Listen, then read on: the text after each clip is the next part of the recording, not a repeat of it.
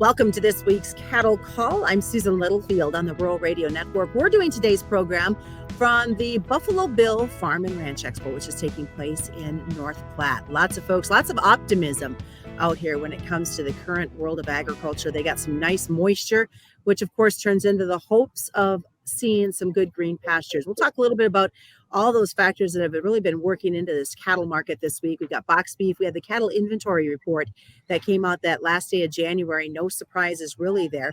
We'll take a look at cash and a whole lot more today. Filling in for Brad Kooima is Joe Kooima with Kooima Varilek out of Sioux Center, Iowa. Of course, Brad is at the NCBA meeting, so I'm sure we'll get a nugget or two next week on this program as to what happened. But Joe, really, let's kind of start out with this cattle inventory report, because everything that was talked about and that we've really been talking about for the last couple of months, I felt like was already factored in when that report came out and was like, oh, here's the numbers. Okay, let's move on.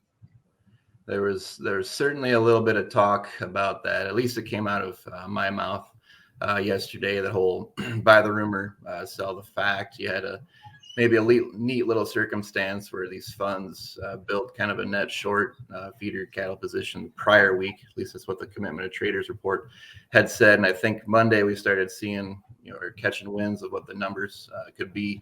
And I think they just said, well, there's nothing real tempting to be too short in a situation like that. So I think that was part of your Monday and Tuesday rally, was just some funds getting out of some of the feeders. And I think part of the cash in the South last week led to that rally in the live cattle too, to say that we don't have to have this cash market just drop out of bed there. But like you said, no big surprises in that inventory report. It's things that we've been preaching the last 6 months, a year, just the amount of cow slaughter, the female slaughter that drove to the marketplace. There's got to be some ramifications to that aspect there. And we saw it on some of those numbers that 94% beef heifer replacement certainly stuck out to me anyway, that we really hurt things pretty bad. And it doesn't look like it's going to turn around anytime too soon necessarily. I mean, I hope it does, but we're still in that cattle cycle where high priced corn, like conditions, we're still stemming through that. It just seems like it just takes longer this time than what it did back in 2011, 12 or whatnot, but it just grinds itself out longer than what we think it is. Some of the cattle guys I've been talking to that are kind of in the western part of Nebraska feeling a little optimistic because they've got some snow, they've got that moisture layer down, that they'll get a little bit of green pastures. But as one guy told me, it's a long haul. This isn't something we're going to come out of in the next 6 months. He says it's going to take a good year plus for us to get back motivated. I mean, maybe not motivated is the right word, but just motivated for the market to be able to help these cattle guys out. Yep, and you kind of see some of that in the deferred feeders. They got price over 200, so we're definitely, it's acting somewhat like a futures market, but it's scanning out there that, hey, maybe the weather's changed enough here where the moisture's starting to fall a little bit easier than it has in the last couple of years. So the potential is there, but like you said, yeah, it seems like when you go through the muck here, it's always hard to see the end of the road, and that's kind of where we're at. We're just in that darker tunnel here. Well, Joe, we're into the month of February now. We've gotten through the January shock of bills coming in from the holidays, but still consumers, are they still pulling back budget-wise? Is that going to affect what we see moving across that meat counter? I think that's a great question.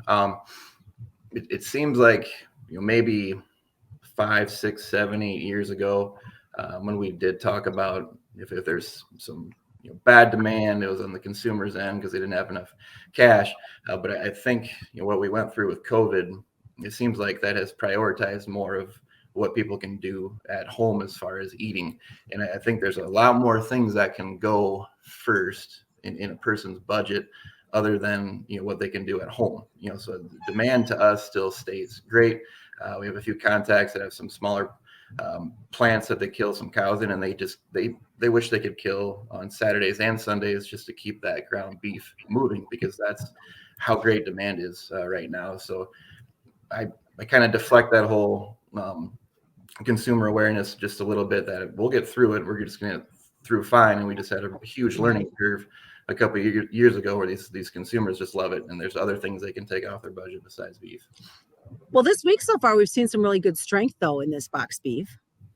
Yep. I think that's, pertaining to probably some shorter supplies in front of us where these packers are going to probably take it in and store it a little bit. We saw it on the last week in the cold storage report too for both pork and beef. I mean, they're not storing that because they're going to sell it for a cheaper product price. I mean, you look at both cattle and both hogs, every month after this is pretty much has a premium or a premium more than what's justified, seasonally.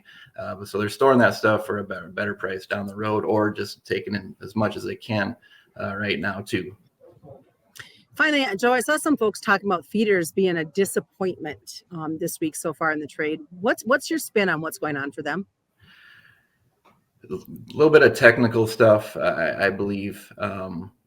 It kind of stems back to what we talked about at the beginning here too, where it's definitely a big money flow lately, and it's hard to say as kind of a fundamentalist office that we have here. Looking at numbers, we think, why can't the futures just lead us up and out of here instead of waiting for cash and product and everying else to lead the futures up? It's quite different. So it's definitely money flow. Had the funds net short last week. They bought it, and it's like once they're done buying, once that money flow is done buying, it's hard. Who's left to buy it anymore? So it's a complete different, almost futures market compared to what it was about 8 years ago, when you had those true fundamentals come in there and say, let's take it on and let's keep going with this. We just don't have that that crowd really there anymore in the futures market anymore. Well, I appreciate you joining us this week, and hopefully Brad will have some exciting news coming back from NCBA, and we'll catch up with this cattle market next week. All right, sounds good. Thanks for having me. Thank you. Joe Kooima has been joining us this week on the Cattle Call, and as we always remind you, commodity futures and options involve a substantial risk of loss not suitable to all investors. And that has been this week's Cattle Call from the Buffalo Bill Farm and Ranch Expo on the Rural Radio Network.